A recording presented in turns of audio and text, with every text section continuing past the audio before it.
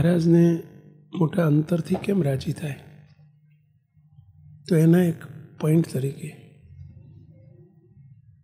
સૌને રાજી કરીએ. સંતો ભક્તો સૌને રાજી કરવાનો આગ્રહ રાખીએ. લખો મુદ્દો. સંતો ભક્તો સૌને રાજી કરવાનો આગ્રહ રાખીએ. તો આપણી મેન્ટાલિટી કેવી હોય છે આમ જનરલી, કે આપણે મોટા પુરુષને રાજી કરીએ એટલે બધું આવી જાય. આ મેન્ટાલિટી તદ્દન ખોટી મેન્ટાલિટી છે. તદ્દન ખોટી મેન્ટાલિટી છે. અને એટલે શું થાય કે મોટાની આગળ આપણે સારું સારું કરીએ, સારા સારા દેખાઈએ, આગળ પાછળ આંટા મારીએ.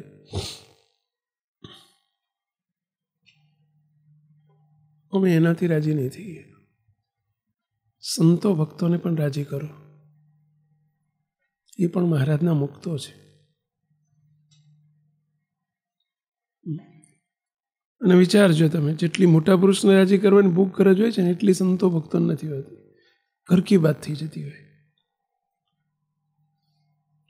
સંતોન તો જો કંઈ કહે તે 5-25% રાજીપાની ઈચ્છા થાય. હરિભક્તોના રાજીપાની ઈચ્છા જ નથી થતી આપણને. કે હરિભક્તો પણ રાજી થશે તો મહારાજ રાજી થશે, મોટા પુરુષ રાજી થશે. અને એનું કારણ શું છે કહેશું? એનું કારણ શું? આનું કારણ શું? આનું કારણ મહિમાની કસર. આપણે એમ જાણીએ કે મોટા પુરુષનો મહિમા છે, અને આપણને જો આમનો મહિમા ન હોય, સંતોનો હરિભક્તોનો મહિમા ન હોય, તો મોટા પુરુષનો પણ નથી. એ કહે છે આપણને કે તમે આ બધાનો મહિમા સમજો.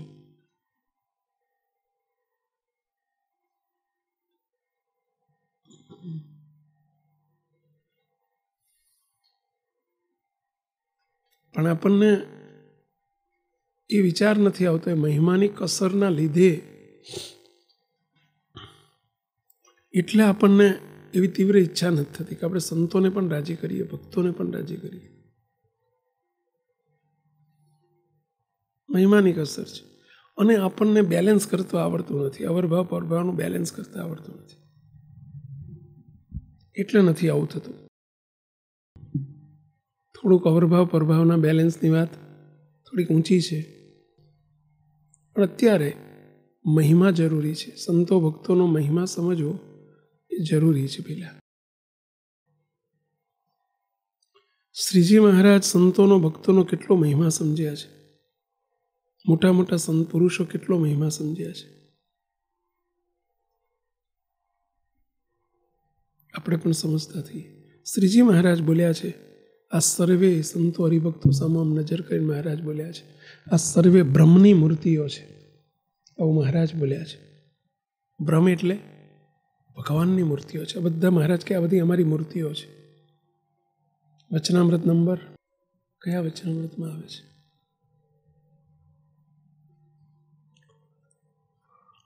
ગૌતમભાઈ,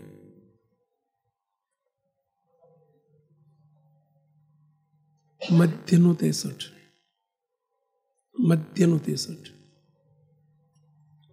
ગઢડા મધ્યના 63માં વચનામૃતમાં મહારાજ બોલ્યા છે, તમે સર્વે બ્રહ્મની મૂર્તિઓ છો. બહુ મોટો શબ્દ છે મુક્તો. આવા શબ્દો આપણને પકડાતા નથી. આણે આમ ના કર્યું ને આણે આમ ના કર્યું એ પકડાય છે.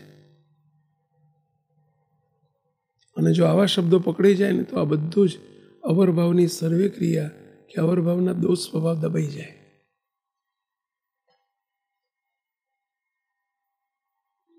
પણ આવું પકડતા આપણને આવડતું નથી.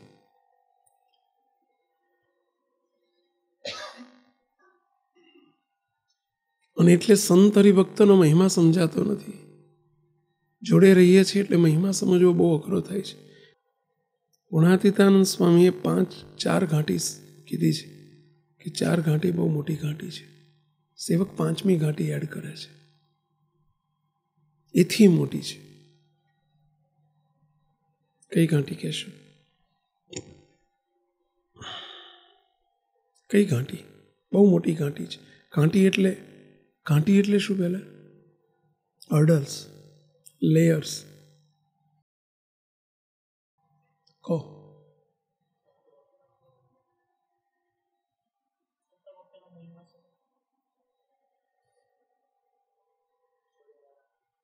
પેઢા રહેનારનો મહિમા સમજવો, પેઢા રહેનારનો મહિમા સમજવો બહુ મોટી ઘાટી છે.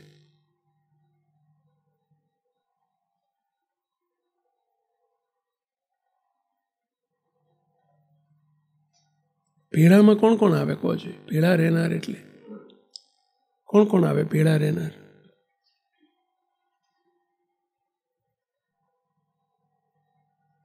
નારાયણભાઈ, ઘરના સભ્યો એ પણ પેઢા, એમની પેઢા રહીએ છીએ આપણે.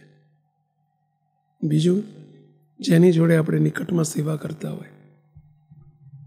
સેવક 100% કહે છે. તમને બોલો સિડનીના મુક્તોનો મહિમા રહેતો હોય, મેલબોર્નના મુક્તોનો મહિમા રહે, ઇન્ડિયાના મુક્તોનો મહિમા રહે, ન્યૂઝીલેન્ડના મુક્તોનો મહિમા રહે, પણ આ ભેળા રહે છે ને એમનો મહિમા ના રહે. પારકું ઘર આપણને બહુ સારું લાગે, પોતાનું સારું ના લાગે. ત્યાં ઘર કી વાત થઈ ગઈ હોય.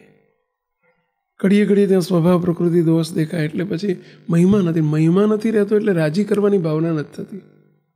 અમને શું રાજી કરવાના એવું થાય. અમને શું રાજી કરવાના?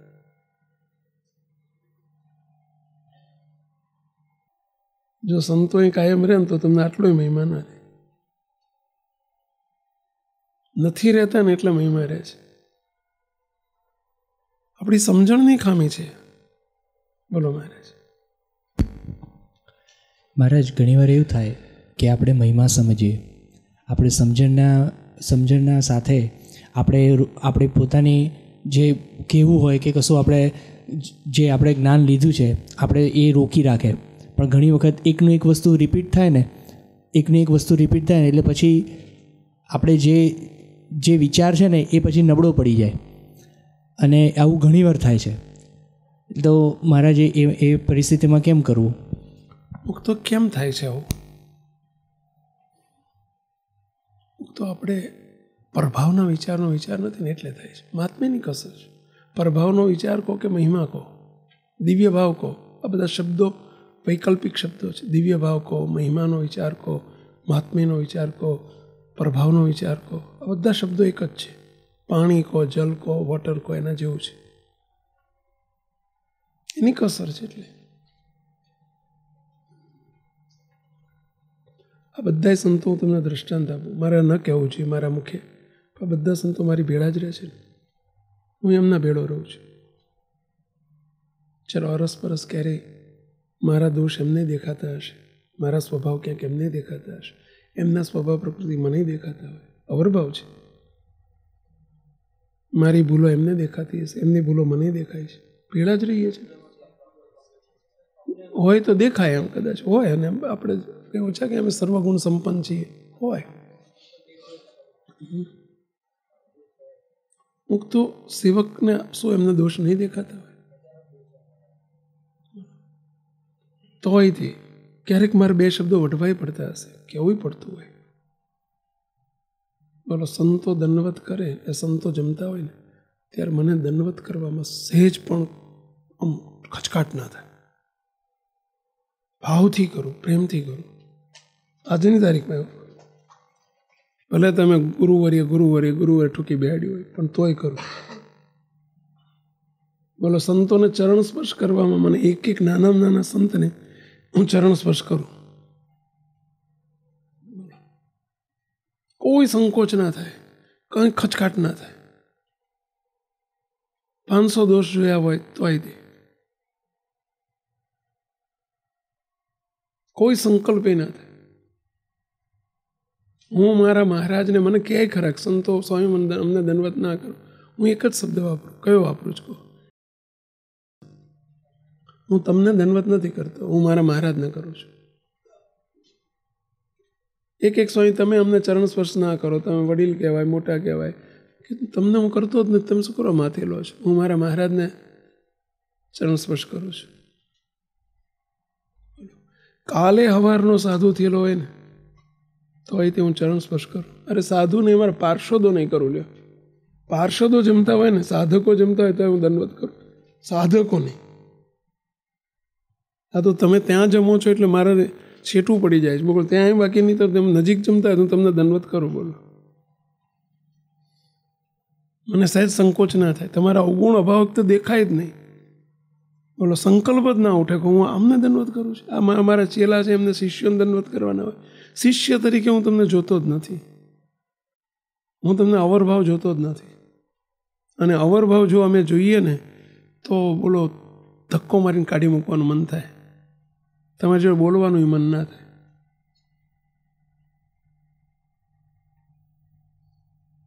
આપણા દોષ સ્વભાવ સામે જોવા જાય તો પણ છતાંય તમને ચાહીએ છીએ, મળીએ છીએ, ભેટીએ છીએ, વાલ આપીએ છીએ, પ્રેમ આપી શકીએ છીએ એક જ સંકલ્પથી, એક જ વિચારથી, પરભાવના વિચારથી. તમે તો 2-5 અવગુણ દોષ જોતા હશો. ચાલો તમે કહો છો કે વારંવાર દેખાય, વારંવાર. અરે પણ મને દિવસમાં 25 વખત દેખાય છે.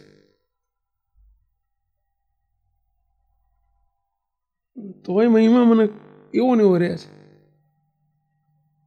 2 શબ્દ સહેજ કહેવાઈ ગયા તો હું જ્યાં સુધી માફી ના માગું પાછું ત્યાં સુધી મને શક ના થાય.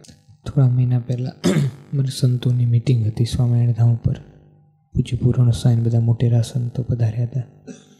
એટલે સાંજનો જમવાનો સમય હતો. સંતોને થોડી મિટિંગ લાંબી ચાલી એટલે સંતોથી ક્યાંક રસોઈ બનાવવામાં ઓછું વધુ થયું હતું. એટલે અગરબામાં ઢોકળા જમાડવા માટે બનાવ્યા હતા. એ ખૂટી ગયા. સંતો બાકી હતા તો બટાકા પૌવા ફરી બનાવ્યા હતા. સંતો આવ્યા તો બટાકા પૌવા પણ થોડા ઓછા પડ્યા. એટલે સંતોને તકલીફ પડી એટલે સ્વામીશ્રી થોડી રસોડાની સેવા સંભાળતા સંતોને ટકોર કરી કે આવું કેવું આપણે કરીએ કે 2 વખત રસોઈ બનાવીને તો ખૂટી જાય ને કોઈ સંતો ભૂખ્યા રહી જાય, એમનામાં મહારાજ ભૂખ્યા રહ્યા. એટલે સ્વામીશ્રી થોડુંક 2 શબ્દ એમને કહ્યા કે આવું ફરી ના બનવું જોઈએ. એટલે પછી ત્યાં તો પતી ગયું. પછી સ્વામીશ્રી ચેષ્ટામાં પધાર્યા. પછી ફરી પાછી સ્વામીશ્રીની મિટિંગ હતી. સવારમાં સ્વામીશ્રીનો બેલ વાગ્યો એટલે સ્વામીશ્રી બોલાયા સંતોને. જનરલી સ્વામીશ્રી બોલાવે નહીં, સવાર સીધા મંગળ આરતીમાં પધારે. સવાર સ્નાન, પૂજા, ઠાકોરજીની સેવા, હરિકૃષ્ણ માનની કરીને અને સ્વામીશ્રી સ્નાન કરીને જેવા બહાર પધારે તો તરત જ સ્વામીશ્રીએ જોડે 5:30 વાગે જોડે સેવામાં સંત હતા અને અર્જન્ટ બોલાયા. એટલે પેલા સંતને ન એટલે સ્વામીશ્રી 5:30 કેમ બોલાયા એમ. એટલે પછી સ્વામીશ્રીએ કહ્યું કે પેલા રસોડાના જે લીડર સંત હતા, કાલે જ્યારે મેં એમને 2 શબ્દ કહ્યા તે સંતને તાત્કાલિક બોલાવો, મારે માફી માગવી છે.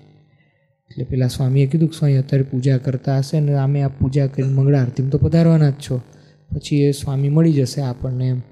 એટલે સ્વામી કે ના, મહારાજની પૂજા પછી પહેલાં એ સ્વામીનો મારાથી અપરાધ થયો છે ને એમની પહેલાં મારે માફી માગવી છે. તો પૂજા એ સ્વામીશ્રીએ પછી કરી. પહેલાં સંતને બોલાયા તાત્કાલિક. સ્વામીશ્રીને બોલાવીને સ્વામીશ્રી એમને ચરણ સ્પર્શ કરીને માફી માગી. રાજી રહેજો, મારા ગઈકાલથી તમારો રહી ગયું. આખી રાત મને પસ્તાવો થયો, મને બહુ ઊંઘે ના. રાત્રે સ્વામી કે હું આખી રાત જાગ્યો જ છું આ જ વિચારથી. મારા હારું નાના છે ને એમને ખબર ન પડતી હોય ક્યાં ગણ આવડતો ને મારે એમનાથી વઢી ગયું, કહેવાઈ ગયું. પેલા સંતે કીધું સાહેબ આપ વઢ્યામાં દુઃખ લાગ્યું ને આપ વઢ્યા જ છો કે આપે તો અમને શું જ આપી કે આવું ના કરવું જોઈએ, આવું કરવું જોઈએ અને આપ નહીં કહો બીજું કોણ કહેશે. તો એ સ્વામીશ્રી કગરી પડ્યા. સ્વામી કે મારી ભૂલ થઈ ગઈ, માફ કરજો, મારે તમે વઢાઈ ગયું. એટલે આટલું બધું સ્વામીશ્રીમાં દાસત્વ ભાવને નિર્માની પણ દેખાય. એ કયા કારણથી? તો મહારાજના દર્શન કે એ સંત નથી, એમાં મહારાજ બિરાજે છે એમ. અને એટલે સ્વામીશ્રી આપણને કાયમ કહે છે કે હું કોઈનામાં અવરભાવ ભગવું કે ધોળું વસ્ત્ર અમે જોતા જ નથી. અમે કેવળ સૌમાં મહારાજના જ દર્શન કરીએ છીએ. કોઈને મહારાજ સિવાય મળતા નથી, ભેટતા નથી, કોઈને સ્પર્શ કરતા નથી, કહેતા નથી. એ સંપૂર્ણ આપણામાં પ્રભાવ જુએ છે. આપણને રીત શીખવાડે છે વર્તીને. એમને તો એવું કંઈ છે જ નહીં. આપણને કોઈને સ્વામીશ્રી વઢે તો આપણને દુઃખ થાય કે આપણે રાજી થઈએ કે સ્વામીશ્રીને નિધડક પણ મને કહી શક્યા. તો એ સ્વામીશ્રી આપણને રીત શીખવાડે છે કે નહીં, એને મહારાજના દર્શન કરો. 2 વચન એને કચવાઈ જાય એવા આપણે ન કહેવા જોઈએ. સેવકને સહેજ કડક ભાષામાં સહેજ કહેવાઈ ગયું હતું, કોઈ વઢ્યો નહોતો પણ થોડુંક સામેની વ્યક્તિને દુઃખ લાગે એવું મારે કહેવાય ગયું. એટલે એમ થાય કે મહારાજ દુભાઈ ગયા, મારા મહારાજ દુભાઈ ગયા. હરિકૃષ્ણ મહારાજને તકલીફ પડી હોય ને અને એમાં આપણે જેટલું દુઃખ અને જેટલું આમ અવરભામાં 2 બાકડા બની જાય કે મહારાજને પંખો નથી, મહારાજના થાળ કેમ મોડા થયા, મહારાજના થાળમાં કેમ આવું થયું, એવો ને એવો ભાવ નાનામાં નાના કોઈ સંત કે હરિભગતને તકલીફ પડે ને તો તો એ સ્વામીશ્રીનું સેમ દેખાય. જેવું ઠાકોરજી પ્રત્યે સ્વામીજીનો મહિમા, દિવ્ય ભાવ, પ્રગટપણું, મુખ્યપણું, એવું ને એવું સંતો હરિભક્તો બધાના માટે એવું ને એવું જ રહે. જેવો ઠાકોરજીમાં ભાવ એવો ને એવો બધા મુક્તોને વિશે પણ સ્વામીનો ભાવ દેખાય. તમે જેટલા ભાવથી અમારી સેવા કરો છો, અમે એવા સ્વાર્થી નથી કે તમે અમારી સેવા કરી લો. નહીં, એમાંય ભગવાન બિરાજે છે.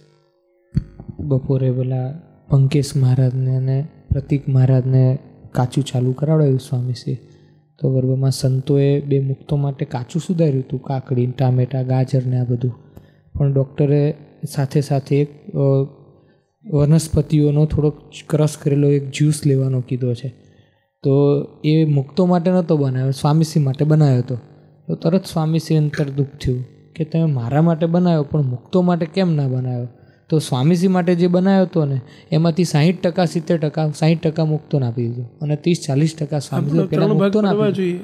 અમે હવે 1 નથી 3 છીએ, બોલો તો 3 ભાગ કરીને સેવકે 2 ભાગ આપી દીધા. એમને કેટલી જાવ સંતો કે સ્વામી પણ અમે બીજો બને, બીજો પછી અત્યારે જે તાત્કાલિક ઓછું બીજો બનાવે. ચલો એ 2 મુક્તો છે મહારાજના, જાઓ 2 ગ્લાસ ભરી આપો. એમને રહી ગયો તો એ ભૂલ સહન કરી લેવાની. મારે એમાં શું, એક દિવસ કદાચ ઓછો મળશે, 1/3 મળશે, તેમાં વાંધો છે. તમે 3 ગ્લાસ હતો ને પેલા નાના એક ગ્લાસ મેં લઈ લીધો, 2 ગ્લાસ એમને આપી દીધો. એ મહારાજના મુક્તો છે. તો એવું કર્યું ને, જો કાલ સંતો તો કે સ્વામી કાલ હવે ભૂલ નહીં કરીએ, કાલ બનાવી દઈશું. જો આજ મેં ના કર્યું ને તો કાલ ભૂલ ફરતી થાય. પણ એ મહારાજના મુક્તો છે, એને મૂકીને કેમ જમાય? મુક્તો આપ નહીં માનો, અમારે ગુરુકુળના વિદ્યાર્થીઓ, આપણે ત્યાં ગુરુકુળ ચાલે છે સ્વામિનારાયણ ધામ ઉપર. જે દિવસે ગુરુકુળ ચાલુ થયું ત્યારથી અમે એક રૂલ્સ બનાવી આપ્યો કે સ્વામિનારાયણ ધામમાં સંતોને કોઈ રસોઈ આપવા આવે કે સ્વામી આજે અમારી રસોઈ, તો અમે પહેલું કહીએ તમારે જો વેત હોય તો ગુરુકુળના વિદ્યાર્થીઓ જમશે તો જ અમે જમશું. એમને રસોઈ પહેલી આપો, પછી જ અમે લઈશું. વિદ્યાર્થીઓ, મારા 250 વિદ્યાર્થીઓને મૂકીને હું ક્યારેય નહીં મોઢા મૂકું કશું જ બોલું. પહેલાં મારા વિદ્યાર્થીઓ, એમને મૂકીને અમે કશું નહીં જમીએ. હવે ત્યાં ગુરુકુળમાં નિયમ છે કે દર રવિવારે જ મિષ્ટાન બને. ત્યાં આપણે રૂલ્સ છે કે દર રવિવારે મીઠાઈ બને, બધાને ફીસ્ટ આપવામાં આવે. સંતોની કડક સૂચના, અમે તો રવિવારે નથી કરતા. અમે રવિવાર નથી બનાવતા. છેલ્લા 15 વર્ષથી સંતોએ રસોઈ નથી જમ્યા. બોલો, 15-20 વર્ષ થયા હશે. મીઠાઈઓ આ પમદાર તમે કાલ બધું આગ્રહ કર્યો એટલે થોડું, કાલે તમે કેરીનો રસની રસોઈ હતી એટલે બહુ બધાએ આગ્રહ કર્યો હતો. સેવકે કહ્યું થાળ કરજો ને, સંતો લેજો થોડો થોડો. હરિભક્તોનો પ્રેમ છે, આગ્રહ છે. બાકી જનરલી અમે નથી કરતા. પણ વચ્ચે ક્યારેક કંઈ પણ હોય ને તો એમને વિદ્યાર્થીઓને રવિવારે છે, તમે રવિવાર લઈશું, બાકી નહીં લઈએ. અરે અમારા એસટીકેના મુક્તો છે, ત્યાં બધો સ્ટાફ છે, આટલો મોટો સ્ટાફ હોય, કંઈક નવી વસ્તુ આવે ને. હમણાં પેલું આપણે હિંમતનગર ગયા હતા, શું પેલો પેલી મગફળી નવી આવેલી, પેલો ઓળો કે ને એને શું કહેવાય, લીલી મગફળી હોય ને, મગફળી એક હરિભગત આપી ગયા છે સંતો માટે. તો ત્યાં સ્વામિનારાયણ ધામ ઉપર લઈ જાઓ, બધા સંતો શેકીને પેલું લીલી મગફળીને શેકે ને પેલો ઓળો કહેવાય ને, શું કહેવાય, તો બધા સંતો જમજો. મેં કીધું એકલા ના જમાય. એ હરિભગતને કહો, બીજા 2-4 હરિભક્તો જો શક્ય હોય તો બધા થોડી થોડી સેવા કરે તો લાવી નાખો, નહીં તો વેચાતી લાવી દો. પણ બધા વિદ્યાર્થીઓ, સ્ટાફ મુક્તો બધાને જમાડીને પછી અમે જમશું. એ મહારાજના મુક્તો છે.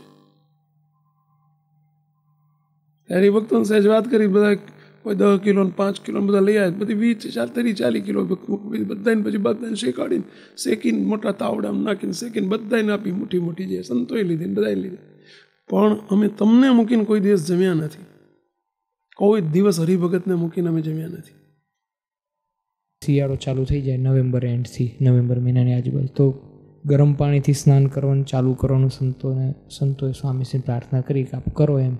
સ્વામીશ્રીનો પહેલો શબ્દ આટલો જ આવે કે પહેલાં ગુરુકુલના બાળ મુક્તોને ચાલુ કરાવો, STKના મુક્તોને ચાલુ કરાવો, સંતોમાં ચાલુ કરાવો, ભક્તિની અવસ્થા મુક્તોને ચાલુ કરાવો, પછી હું ગરમ પાણી લઈશ. એક શાલ ઓઢવાની બાબત હોય ને તો એ પહેલાં બધાને આપો, પછી જ હું શાલ લઈશ.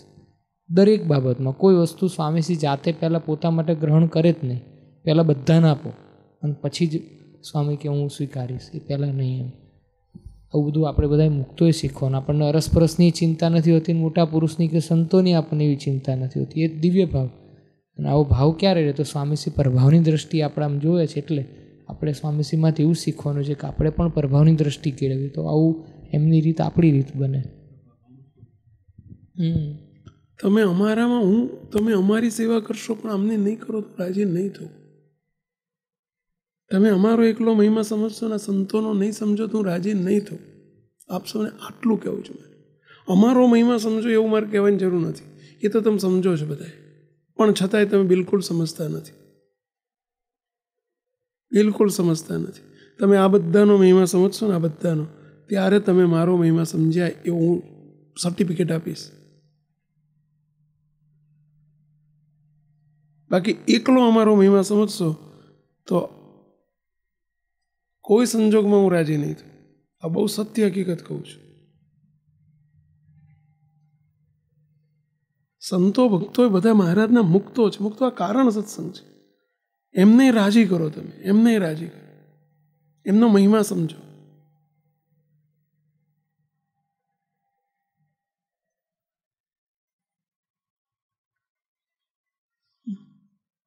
આ શીખો પેલા. મુક્તો મહિમા શ્રીજી મહારાજે કયો છે, અને મહિમા સમજ્યા કોને કહેવાય? આ બે વસ્તુને આપણે સમજીએ પહેલા. મહારાજ નાના સંતોનો કેટલો મહિમા સમજતા. હવે શ્રીજી મહારાજ તો સ્વયં ભગવાન. બોલો, મહારાજ એક વખત એકાંતમાં પધાર્યા. 4 મહિના માટે મહારાજ એકાંતમાં હતા. મહારાજ છુપા રહ્યા હતા. અક્ષરવડીમાં મહારાજ ત્યાં કોઈ ગયું હોય ગઢપુરમાં, અક્ષરવડીમાં નીચે ભોંયરું છે, અત્યારે છે નીચે રીતસર બેઝમેન્ટ છે. અને મહારાજ ત્યાં ઘણી વખત એકાંતમાં રહેતા, દાઢી વધારતા મહારાજ. 4 મહિના સુધી અજામ બજામને નહીં બોલાવવાનું, આવડો મહારાજ દાઢી રાખતા. એ અક્ષરવડીમાં ભોંયરામાં દાઢીવાળો ફોટો છે, તે મહારાજની મૂર્તિ છે, અત્યારે મૂકેલી છે, દાઢીવાળી મૂર્તિ છે. હા, એ મોટા જંટિયા બધી 4 મહિના ઓલા 4 મહિના સુધી હજામત ના કર્યું એટલે કેવું થાય? શ્રીજી મહારાજ 4 મહિના સુધી એકાંત માર્યા, અને પછી મહારાજ એક દાડો અચાનક બહાર આવી ગયા. અચાનક બહાર આવીને કે દાદા ખાચર. મહારાજ એકદમ રડી પડ્યા. દાદા ખાચર, અમને સંતોની બહુ યાદ આવે છે. સંતો બહુ સાંભળ્યા છે, કેટલા 4 મહિના 3 મહિના, લગભગ 15 દિવસ બાકી હતા 4 મહિના. સંતોને તાત્કાલિક બધાને બોલાવો, મારે સંતોને જમાડવા છે અને સંતોના દર્શન કરવા છે. ગામો ગામ સમાચાર મોકલી દો, સંતો બધા પ્રોગ્રામ કેન્સલ કરીને આવી જાય, મારે સંતોના દર્શન કરવા છે. કેટલો મહારાજને મહિમા કહેવાય. અને મહારાજ ગઢપુરમાં ઘેલાના કાંઠે જઈને ઉભા રહ્યા. સંતો આવે ને મહારાજ બધાને દંડવત કરે, સંતો આવે મહારાજ દંડવત કરે સંતોના. બોલો, મહારાજ ઘેલાના કાંઠે જઈને ઉભા રહે, બધા સંતોને દંડવત કરે. જેટલા સાધુ આવે ને બધાને દંડવત કરે. મહારાજ ભેટી પડે. સંતો અને મહારાજે 3 દિવસ સુધી બધાને હારામારી રસોઈઓ બનાવીને જમાડી. મહારાજ કે, હરિભક્તો, સંતો, મને તમારા દર્શન 4 મહિના થયા નતા. કે કેટલો મહારાજ દિવ્ય ભાવ સમજતા હશે, વિચારો.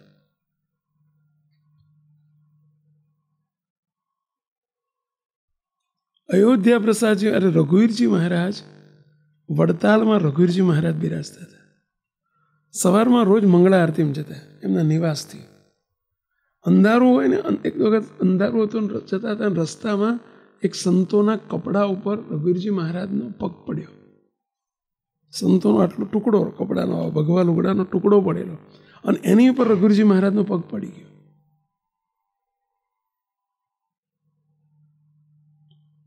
રઘુવીરજી મહારાજ સાહેબ આગળ નીકળી ગયા ને, ભાઈ ખબર પડી કે સાધુનું કોઈ કપડું લાગ્યું. પાછળ આવીને જોયું, આમ કપડું ઊંચું કર્યું, સાધુનું કપડું, અને એની ઉપર પગ પડી ગયો. રઘુજી મહારાજ હાથમાં લઈને આંખે અડાડ્યું, છાતી અડાડ્યું, અને સભા ભરીને બેઠી હતી, અને સભા વચ્ચે લુગડું લઈને ગયા, અને સભા વચ્ચે સંતોની માફી માગી. સંતો, તમારા વસ્ત્ર ઉપર આજે મારો પગ પડી ગયો છે, મારાથી અપરાધ થઈ ગયો છે, મને માફ કરો. કે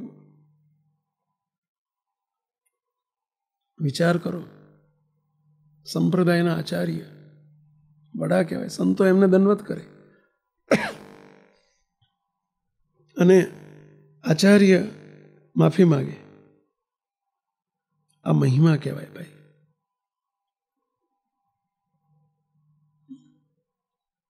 બાપા શ્રી સ્વયં પોતે, અબજી બાપા બોલો, સંતો જમવા બેઠા હોય ત્યારે દંડવત કરતા. સંતો કે બાપા ઊભા થઈ, બાપા તમે અમને દંડવત ના કરો. બાપા આ જ શબ્દો વાપરતા, હું તમને નથી કરતો, હું તમારા નામ રહેલા મહારાજને કરું છું, ઠાકોરજીને કરું છું, મને કરવા દો. મુક્ત અરસપરસ મહિમા છે.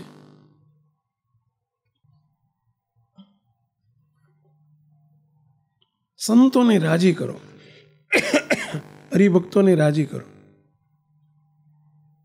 એ રાજી થશે, મહારાજને મોટા રાજી થશે. આપણે લોકો, તમને મુક્તો એક સામાન્ય દ્રષ્ટાંત આપું.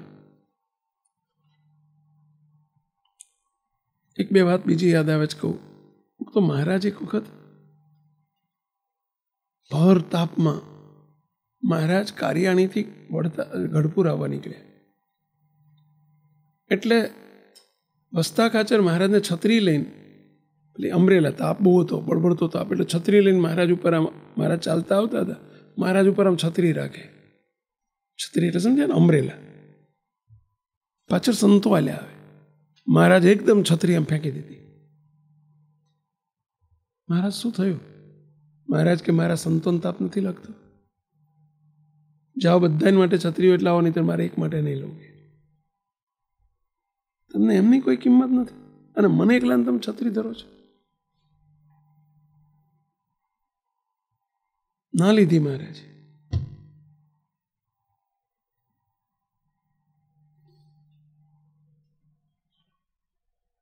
સંતનો મહિમા સમજો, હરિભક્તનો મહિમા સમજો.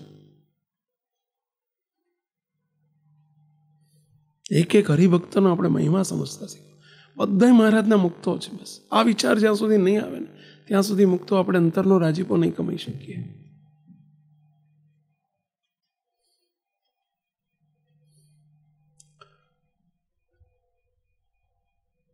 તમે પ્રસંગ સાંભળ્યો હશે, જેતલપુરના આષ્ટીભાઈ હતા. આષ્ટીભાઈ, જેતલપુરના આષ્ટીભાઈ બહુ ખરેખર મહારાજના હરિભક્ત હતા, અને એ વૈદુ જાણતા. વૈદુ એટલે સમજે? વૈદુ એટલે સમજે? આયુર્વેદિક દવાઓ કરતા.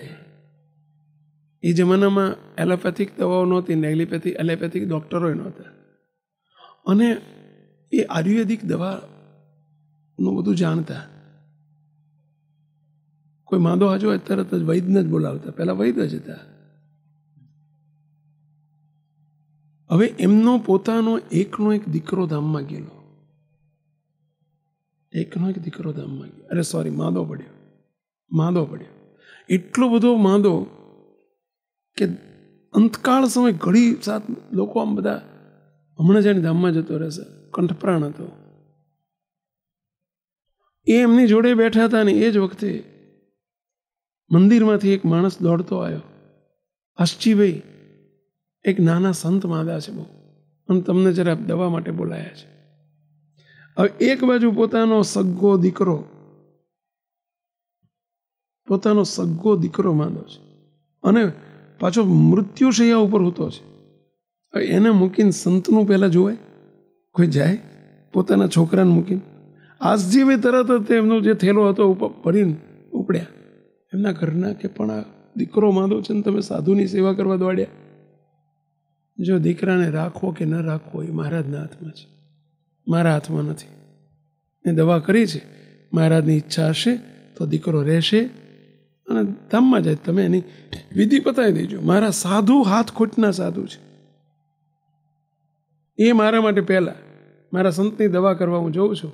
જો મારું મોડું થાય અને છોકરો ધામમાં જતો રહે તો વિધિ પતાવી દેજો, નહીંતર હું આવીશ સમયે. મારા સંતની દવા કર્યા વગર નહીં આવું. બોલો કેટલો સંતનો મહિમા કહેવાય. નાના સંત હતા, કોઈ ગોપાળન સ્વામી, મુક્તાન સ્વામી, બ્રહ્માન સ્વામી વિમાન નહોતા.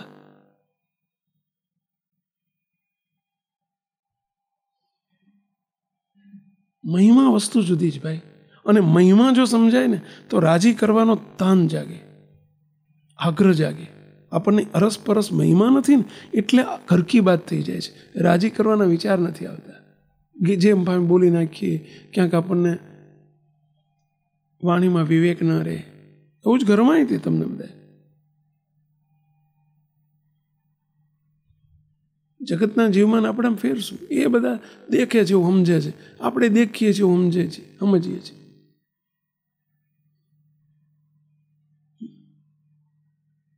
મહિમા ચીજ જુદી છે. જ્યારે માંગરોળના કરમસિંહ વાંઝા ઉંમરલાયક હતા, 75-80 વર્ષના હતા, અને એમના દીકરા એમની સેવા નહોતા કરતા, કારણ કે દીકરાઓ સ્વામિનારાયણના વિરોધી હતા અને કરમસિંહ બી સ્વામિનારાયણના સત્સંગી હતા.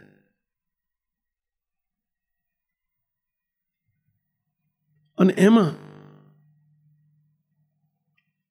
ડોહાને બધા ઈચ્છતા કે આ ડોહો ધામમાં જતો રહે, મારે તો સારું. બીમાર પડ્યા, કોઈ છોકરા સેવા ના કરે. શ્રીજી મહારાજે બોલો સમાચાર મોકલ્યા. કોને? પંચાળાના ઝીણાભાઈ. ઝીણાભાઈ, તમે અમારા ભાવથી કરમસિંહભાઈની સેવા કરજો, લઈ આવો, એમના ઘેર જઈને લઈ આવો, તમારા ઘેર રાખો અને અમારા ભાવથી એમની સેવા કરજો, અમે બહુ રાજી થશું તમારી.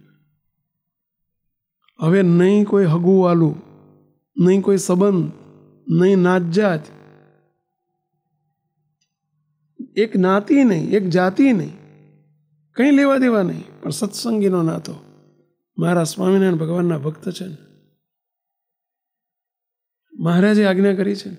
બોલો પોતે ગયા ત્યાં જઈને માંગરોળમાં જઈને કહ્યું છોકરાઓને કે તમારા બાપાનું લેવા આવ્યો છું અને સેવા કરવા હું લઈ જાઉં છું. છોકરા તો રાજી હતા, લઈ જાઓ, જાય ખોખું તો ઘર થાય ચોખ્ખું. હવે ગામમાં ઝીણાભાઈ પોતે રાજા હતા, ગામના ધણી હતા. એમણે ગામમાં 4 માણસો શોધ્યા, પેલો ખાટલા સાથે લઈ જવા પડે એમ હતા, અને ખાટલાના 4 પાયા ઉપાડી અને ખાટલામાં સુવાડીને જ એમને લઈ જવા પડે એવા હતા. એ જમાનામાં આવું 108 ગાડીને આવું બધું, પેલી એમ્બ્યુલન્સ કાર ને આવું બધું નહોતું એ જમાના. માંગરોળમાં મજૂર શોધવા માંડ્યા. 4 મજૂરમાંથી 3 જ મળ્યા, 1 મજૂર ના મળ્યો. બહુ પ્રયાસ કર્યો, ના મળ્યો. બોલો પોતે ગામ ધણી છે, 4થો પાયો પોતાના ખભા ઉપર ઉપાડ્યો અને માંગરોળથી પંચાળા, અત્યારની ભાષામાં કહું ને તો 38 કિલોમીટર છે. બોલો 38 કિલોમીટર ચાલતા ખભે ઉપાડી અને પોતે ઘેર લઈ આવ્યા. અને ત્યાર પછી 6 વર્ષ એમણે કરમસિંહભાઈની એટલી સેવા કરી છે, પોતાના એક સ્વજન તરીકે. ભક્તનો મહિમા કેવો સમજે. અને પરિણામ સ્વરૂપે મહારાજ જ્યારે પંચાળા પધાર્યા અને મહારાજે જોયું કે કરમસિંહભાઈનો ખાટલો એમના ખભે ઉપાડીને લાવ્યા છે, મહારાજે આશીર્વાદ આપી દીધો. મહારાજ કે ઝીણાભાઈ, તમે અમારા ભક્તનો ખાટલો તમે તમારા ખભે ઉપાડ્યો, જાઓ તમારી નનામી અમે અમારા ખભે ઉપાડશું.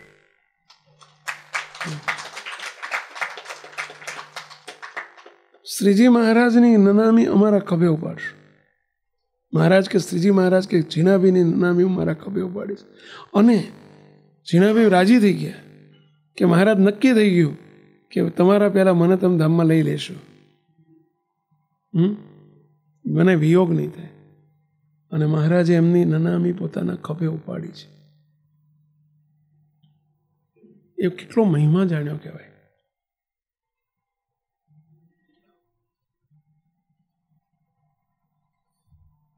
તો ભગવાનના ભક્તો માટે ઘસાવવું પડે. તમે સંતો માટે ઘસાવો છો, મોટા પુરુષ માટે ઘસાવો છો, પણ ભક્તો માટે પણ ઘસાવવું પડે, છોડવું પડે, જતું કરવું પડે. કંઈક તો કરતા શીખીએ પહેલા. કરતા હશો તમે, પરંતુ એમાં પછી સંકુચિત માનસ ત્યાં ના આવવું જોઈએ, ત્યાં સ્વાર્થ ના આવવો જોઈએ.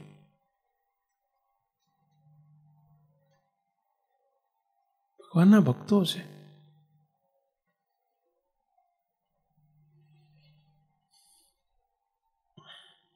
આપણે પ્રસંગ જાણીએ છીએ. અને મુક્તો એક વાત સમજો, મહિમા હશે તો હેત થશે, ને હેત થશે તો મમત્વ થશે. ભગવાનને, સંતોને, ભક્તોનો મહિમા સમજવો અને એની સાથે હેત કરવું.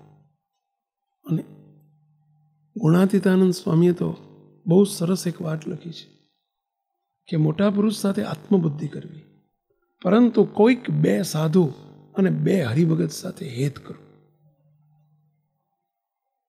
કોઈક બે સાધુ સાથે હેત રાખવું, બે હરિભગત જોડે હેત રાખવું, જે આપણાથી ચડિયાતા હોય, જે આપણને રોકી શકે, ટોકી શકે, વઢી શકે, કહી શકે, એવા બે સાધુ કે બે હરિભગત સાથે પણ હેત કરવું. આવો કોઈકને અધિકાર આપો. આપણે શરૂઆતમાં આપણને પેલું આપણું માન છે ને, એટલે કોઈ રોકણી ટોકણી કરે ને એટલે આપણે લાલ પીળા થઈશું, અથવા તો આપણો કલર બદલાઈ જશે. થોડી વાર અંદરના રિએક્શન આવશે, પરંતુ કહી રાખવું આવું કે મને તમે તારી યાદ કરાવજો કે મેં તમને અધિકાર આપ્યો છે, હું ભૂલી જાઉં તો અરસપરસ રોકણી ટોકણી ગમાડો અને હેત કેવું કરો કે જે આપણને રોકે, કંઈક ખોટું ભૂલ કરતા હોય તો આપણને રોકે. કોક તો જોઈશે. અને મુક્ત સાધન કાળ છે, દેહભાવ છે, ભૂલો થવાની જ આપણી થાય જ. ગમાડો આ બધું. સંતોની સાથે, હરિભક્ત સાથે હેત કરો. કોની સાથે? પેલા કીર્તનમાં કેવો શબ્દ લખ્યો છે, મારા વાલાજી શું વાલપદી સે રે, તેનો સંગ સિદ્ધ ત્યજીએ, તે વિના કેને ભજીએ. આ મુક્તાનંદ સ્વામીનું કીર્તન છે. એનો ઇતિહાસ ખબર છે ને બધાને? કીર્તન કેવી રીતે બન્યું છે? મુક્તાનંદ સ્વામી દાસ હતા, આપણને શીખવવા માટે ઊભું કર્યું. પણ બીજા સાધુમાં ક્યાંક કસરો હતી, ભૂલો હતી. સ્વામીને બહુ ઘડીએ ઘડીએ એમ થાય કે આવા સાધુ જોડે મારે રહેવાનું, આવા સંતો જોડે રહેવાનું. તે સ્વામીને સંતોનો અવગુણ આવી ગયો. એમ થયું કે આના કરતાં સંતોને છોડીને બીજે ક્યાંક જતો રહ્યો. તે સ્વામી ધાંગધ્રા જતા રહ્યા. અને મુક્તાનંદ સ્વામી એક વખત ત્યાં કલાક બે કલાક માટે આમ જતા આવતા રોકાયેલા. 20-25 બાવા હતા, એમને જોયેલા. સ્વામીને વખતે ગમેલું કે આ બાવા બધા હારા છે. તે સ્વામીને એમ થયું મારા સાધુ કરતા બાવાજી બધા બહુ હારા છે. તે સ્વામી ત્યાં જતા રહ્યા. બોલો, ગઢપુર છોડીને, સંતોને છોડીને રિયાઈને રાતે એકલા, બોલો, તે ધાંગધ્રા જતા રહ્યા. અને ત્યાં 2 દાડા રિયાને જોયું, ઓય ઓય મારા બાપ, મારા સાધુ તો આના કરતા લાખ દરજે હારા છે. તે ત્યાંથી 2 દાડામાં તો પાછા આવ્યા. મહારાજને આવીને પછી તો રડ્યા, કગર્યા, સંતોને કગર્યા, સંતો મહારાજ તમારો અવગુણ લેવાઈ ગયો. અને મુક્તાનંદ સ્વામી પસ્તાણા, બોલો. અને પછી મુક્તાનંદ સ્વામી વખતે રડતા રડતા કીર્તન બનાવ્યું, મારા વાલાજી શો વાલપદી સે રે તેનો સંગ સિદ્ધ ત્યજીએ. ચલો આ લીટીનો અર્થ કોણ સમજાવશો? મારા વાલાજી શું વાલપ દિશે રે તેનો સંગ તે સિદ્ધને તજીએ રે. ચલો છે કોઈ હરિના લાલ? આ લીટીનો અર્થ કોણ સમજાવે? કીર્તન તો આપણે અહીં બોલતા હશો, આવું બોલતા છો કે નહીં? કોઈ દાડ આવે કીર્તન કોઈ દાડ બોલ્યા છો કે નહીં? સમૂહ ગાનમાં હતું આપણે મહિનો બોલી ગયા, પણ એનો અર્થ શું એ તો કહો. મારા વાલાજી શું વાલપ દિશે રે તેનો સંગ તે સિદ્ધને તજીએ રે. કે તારા હાથમાં પ્રતિક મહારાજ જો. મારા વાલાએ જેને વાલ કર્યું છે તો એને હું કોણ કહું એમને ત્યજી શકું? Very good. મારા વાલાજી શું વાલપ દિશે રે. મારા વાલાની જોડે જેને વાલ છે, આ તમને બધાને ભગવાનમાં વાલ કરો કે નહીં ભાઈ? તો એ મારા વાલા છે અને એમાં તમે વાલ કર્યું છે. એવા તમે બધા છો કે મારા વાલાજી સો વાલપદી સે રે તેનો સંગ સિદ્ધ ત્યજીએ. આ બધાએ મારા વાલાની સાથે વાલ કર્યું છે. અરે તમે વિચાર કરો મુક્તો, આ બધાએ આ વાલાની જોડે બોલો કેટલી નિષ્ઠા કરી છે, બધા કેટલા સર્વોપરી ઉપાસના મહારાજની સમજ્યા છે. એનો મહિમા જેટલો સમજીએ એટલો ઓછો છે મુક્તો. અને એમની જોડે એમનો સંગ છોડવાની ઈચ્છા થાય કે હવે આપણે એમ ઇન્ડિયા જતું રહેવું છે ને આપણે આના કરતાં આ બધું બ્રિજબેનમાં બધા આવા નવા છે. એટલે આ હોનાના છે. હા, આ બધા હોનાના સમજો, વાલાની જોડે વાલ કરેલા છે. આ બધા એનો સંગ ત્યજવાની ઈચ્છા થાય. મહિમાની કસર છે. આપણે સમજણ જ નથી. આપણે છાંટોય પેમલ્યા મુએ છે આપણે.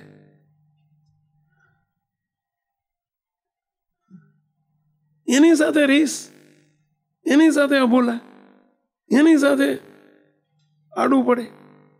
ભગવાનના વાલા મુક્તો છે બધા. મહિમા સમજીએ, હેત કરીએ. બે જણ જોડે એવું હેત કરો. હેત એટલે રોજ ભેગા થઈને બાતમાં કરીને બેઠવા એવું હેત નહીં, સમજ્યા? પરંતુ એ આપણને રોકી શકે, ટોકી શકે, કહી શકે, અધિકાર આપવાનો વિના સંકોચે આપણને રોકે. તો સંતો આપણને આપણામાં કસરો દૂર થશે. ભક્તો આપણને કોઈ કહી જ ના શકે. આ તો કહીને ક્યાંનો ન્યાય? શાના સત્સંગી લે? આપણને કોઈ કહી જ ના શકે. આપણી કોઈ ભૂલ જ નથી, કોઈ ભૂલ થવાની શક્યતા જ નથી. ચલો એવા કેટલા છો કોઈની ભૂલ થઈ જ ના હોય આજ સુધી, કે એવા કેટલા છો કોઈની ભૂલ થાય જ નહીં કોઈ દાડો. ચલો કે જેને કોન્ફિડન્સ હોય કે મારી ભૂલ કદાચ જિંદગીમાં થાય નહીં, ચલો આંગળી ઊંચી કરો જોઈએ. 1 2 3 4.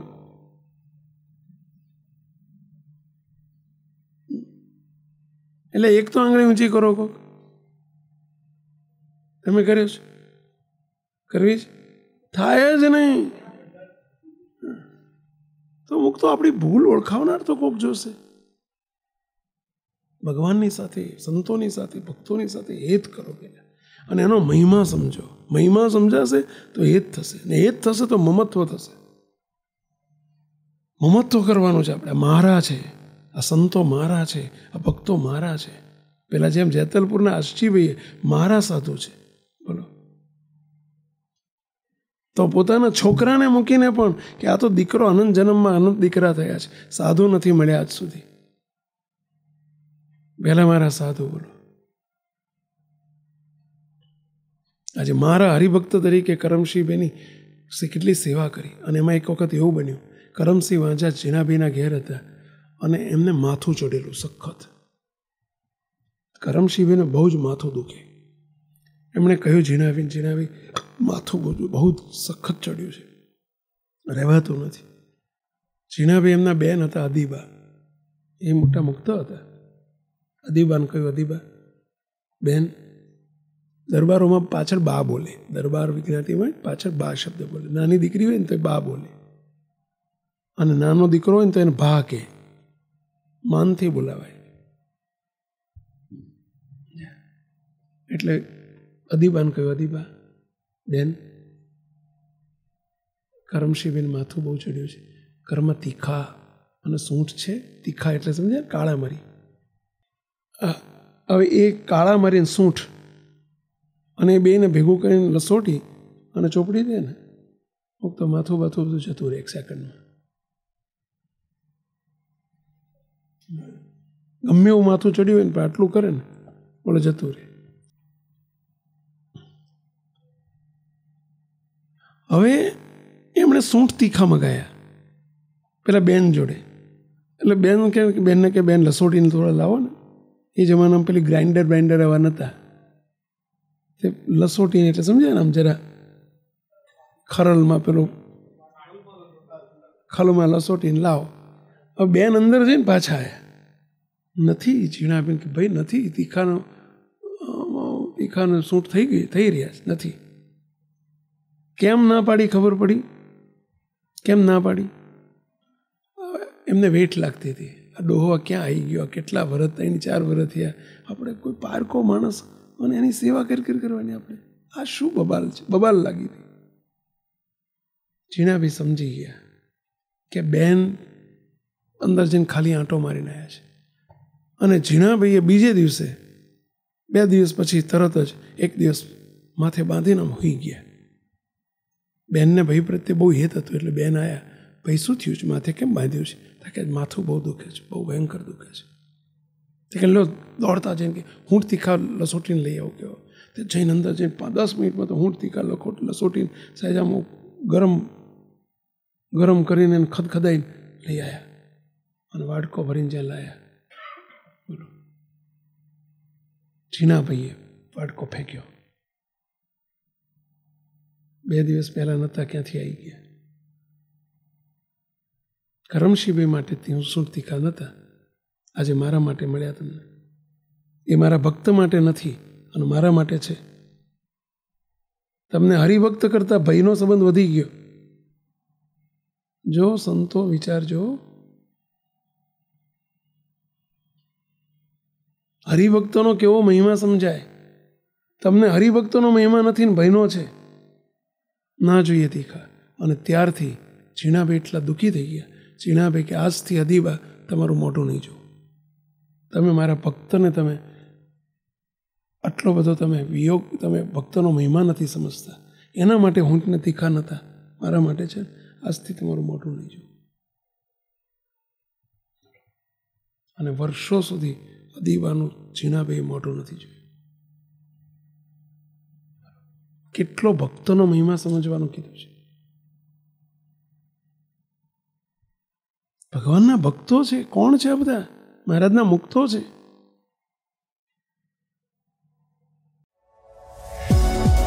આ વિડીયો જો આપને પસંદ આવ્યો હોય તો તેને લાઈક કરો અને શેર કરો. અને હા, આવા જ લેટેસ્ટ વિડીયો મેળવવા માટે SMVS ચેનલને સબસ્ક્રાઇબ કરવાનું અને બેલ આઇકોન પર ક્લિક કરવાનું ન ભૂલતા હો.